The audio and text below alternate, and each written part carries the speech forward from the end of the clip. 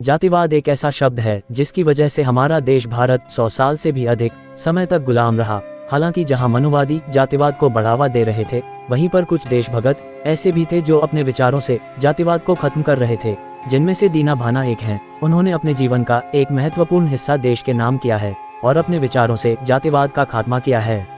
दीना भाना का जन्म राजस्थान के जयपुर में स्थित बकास नामक गांव में 28 फरवरी सन 1928 को हुआ था। वह अनुसूचित वाल्मीकि जाति से संबंध रखते थे। उनके पिता मजदूरी का काम करते थे। उन्होंने स्वयं की एक भैंस पालने का विचार बनाया। बाद में जब उन्होंने भैंस को खरीद लिया तो गांव के साहूकार ने उन्हें बुलाया और कहा कि तुम एक अनुसूचित जाति से संबंध रखते हो और तुम सुअर पालते हो, तुम्हें भैंस पालने की अनुमति नहीं देंगे, और अगर तुम इस भैंस को आज के आज नहीं बेचते हो तो तुम्हें इस गांव से निकलकर जाना पड़ेगा। यहीं से दीना भाना के मन में जातिवाद को खत्म करने का जुनून सवार हुआ और जब भैंस बिक गई तो रात भर उन्होंने गांव को छोड़ने के बारे में सोचा। इसके बाद वे दिल्ली पहुंचे और उन्होंने बाबा साहब भीमराव अंबेडकर के भाषण सुने और वे उनसे बहुत ही प्रभावित हो गए। दीना भाना ने अपने 2 वक्त की रोटी का जुगाड़ करने के लिए पुणे में सफाई कर्मचारी के रूप में काम किया। दीना भाना ने 14 अप्रैल की छुट्टी के लिए आवेदन किया, लेकिन उनकी छुट्टी को स्वीकार नहीं किया गया। तो उन्होंने सोचा कि 14 अप्रैल को बाबा साहेब की जयंती पर एक सार्वजनिक छुट्टी होनी चाहिए। उन्होंने 14 अप्रैल को छुट्टी ली, जिससे उन्हें काम से निकाल दिया गया।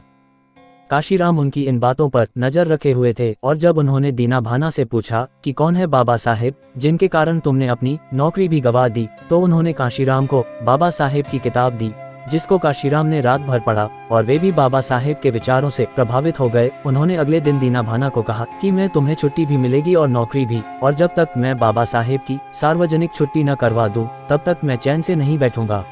इसके बाद काशीराम साहब ने नौकरी छोड़ दी और बाबा साहब के मिशन को बामसेफ संगठन बनाकर पूरे देश में फैलाने लगे, और इस संगठन के संस्थापक सदस्य दीना भाना जी ही थे। इस प्रकार दीना भाना जी ने पूरे देश में बाबा साहेब भीमराव अंबेडकर के विचारों को फैलाया और उनके सिद्धांतों पर चलकर सभी जातियों को बराबरी का हक दिलाया।